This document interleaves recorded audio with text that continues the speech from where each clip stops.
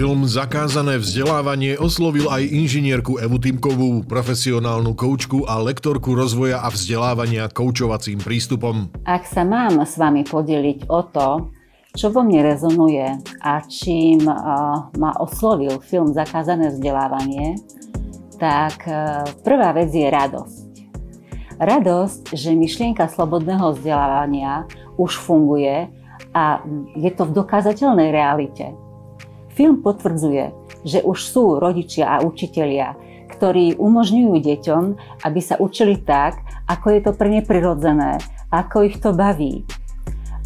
Cez ich zvedavosť sa môžu učiť, cez spontánnosť, cez záujem, cez zážitky a veľmi autonómnym spôsobom v priestore na seba vyjadrenie, či už cez hudbu, písanie nejakých príbehov, cez kreslenie, alebo cez pestovanie byliniek, alebo cez inú tvorbu. Už Aristoteles vedel, že to, čo potrebujeme, sa naučíme v činnosti. Vďaka Bohu dá sa povedať, že už aj na Slovensku máme takéto príklady ostrovčekov pozitívnej deviácie. Je to už iná vec, na ktorou sa ale zamýšľam. Predpokladám, že deti k takémuto druhu vzdelávania, ktoré ich baví a ktoré bude pre nich úplne na inom základe postavené, vôbec nebude treba prehovárať. Ale zamýšľam sa nad tým, ako to bude s učiteľmi a rodičmi, keď bude ten priestor potrebovať byť takým variabilným, že tam budú deti rôzneho veku, keď tam vlastne nebudú ani osnovy. A dokonca deti budú rozhodovať o tom, čo a ako sa budú učiť. Aj ak si budú same vytvárať spôsob, ako budú fungovať a podľa čoho budú fungovať. Na to už musia byť rodičia aj učitelia úplne inak nastavení a vybavení inými zručnosťami, vedomosťami, ale aj hlavne postojmi a prístupom k deťom, k vzdelávaniu. Nie len v tomto to bude. Potrebná je aj ochota k rozvoju. To znamená k zmene. Hovoríme, že ide o neustály rozvoj v smere k vyváženej ľudskej osobnosti.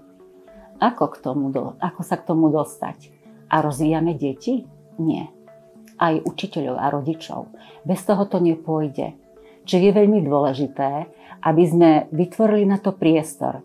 A preto som veľmi vďačná evolúcii, že práve toto už robí.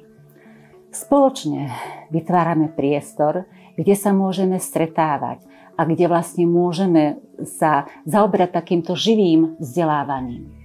A to je niečo, čo práve vidím veľké poslanie tohto filmu, ktorý nás vyzýva k tomu, aby sme sa stretávali, aby sme zdieľali, aby mali kde prísť rodičia, učitelia, alebo aj študenti psychológie, pedagogiky, sociológie, aby naozaj mali kde sa stretávať, vymieňať si názory, nápady, skúsenosti a zistiť, že vlastne tá zmena skutočne ide zdola. Aj v tomto prípade. Že nepomôže zmena štátneho systému. Že to musí byť v tej zmene toho povedomia. A s tým už aj tie dobré skúsenosti sú aj u nás. A o tom tiež hovorí tento film. To najdôležitejšie, čo v ňom vnímam a čo so mnou rezonuje už dlhé roky, je to, že novodobý slobodný učiteľ už neučí. Učiteľ dáva priestor na skúmanie, poznávanie, objavovanie súvislostí a objavovanie seba. Učiteľ neučí. Učiteľ dáva priestor na to, aby žiaci alebo ktokoľvek mohol sa sám učiť, zisťovať, čo do života potrebuje, aby vlastne tí deti chuť do toho života mali. A o tomto je film Zakázané vzdelávanie. Je otvorené. Vstúpte.